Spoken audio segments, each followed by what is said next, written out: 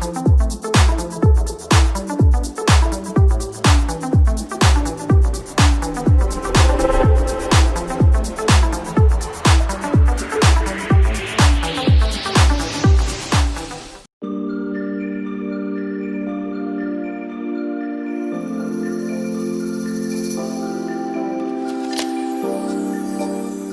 96 saya itu mulai mengajar di suatu lembaga kursus di Pasar Baru dan kemudian juga mengajar secara privat beberapa teman-teman di pemerintah DKI.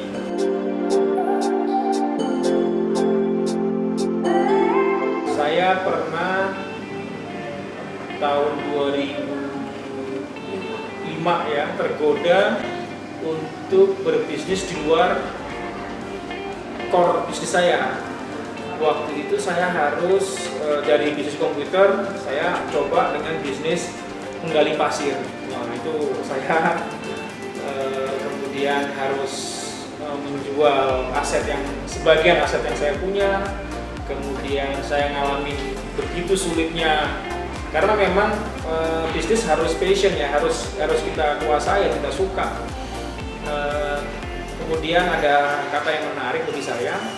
Jadi rupanya ada filosofi begini, ulat hanya bisa makan di pohon yang sama. Jadi kalau ulat kelapa tidak akan makan di pohon nangka dan sebaliknya.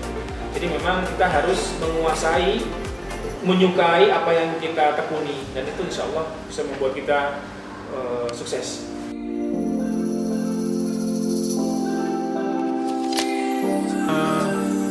Jadi awalnya tahun 98 itu saya berkenalan dengan Pak Effendi Anas. Beliau adalah waktu itu Kepala Biro Kintal Kesos Provinsi DKI Jakarta.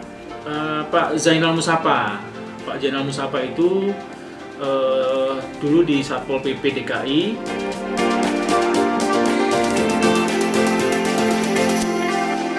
Saat ini saya punya 7 karyawan tetap, tapi saya kemudian punya beberapa teman-teman yang bekerja secara outsourcing, ada beberapa, kalau total sekitar ya 15-an lah gitu ya.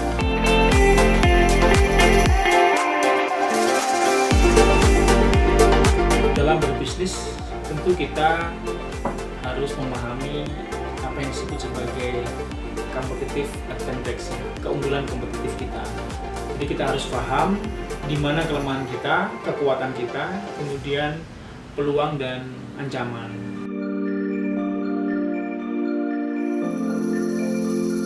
Pengalaman saya yang paling saat ini berkesan dan merupakan hal yang membuat saya selalu bersemangat jika mengingat itu adalah tahun 2002. Untuk pertama kalinya saya mendapatkan order dari Departemen Sosial.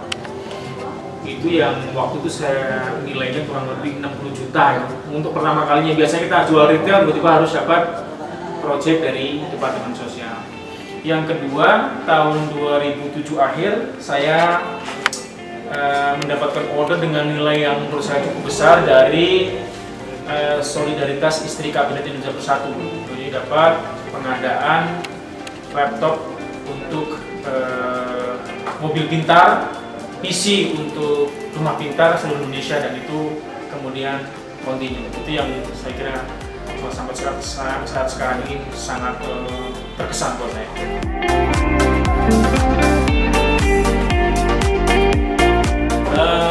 Untuk pemula bisnis, pertama pastikan bahwa apa yang kita tekuni adalah sesuatu yang kita sukai. Yang kedua, jangan takut mencoba. Ya. Pertama adalah tadi jangan tekunilah apa yang kita sukai, kemudian jangan pernah takut mencoba. Yang ketiga, perluas jaringan, karena sesungguhnya dengan bersilaturahmi, dengan membuat jaringan yang bagus, jaringan yang luas, maka bisnis kita akan berkembang.